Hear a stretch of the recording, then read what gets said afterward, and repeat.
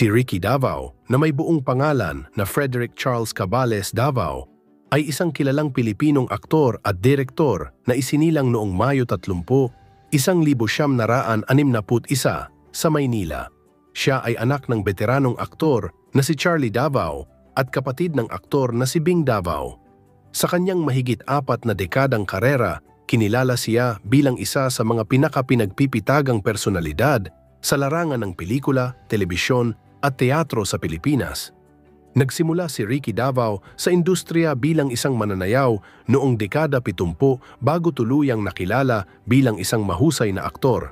Sa pelikula, ilang sa kanyang mga natatanging pagganap ay nag-ambag sa kanyang reputasyon bilang isang versatile at malalim na aktor, kabilang ang kanyang papel bilang isang makapangyarihang alkalde sa kontrobersyal na pelikulang Fukboa noong 2019. Ang kanyang pagganap dito ay tinuring na kaluluwa ng pelikula dahil sa husay ng kanyang interpretasyon sa isang komplikadong karakter.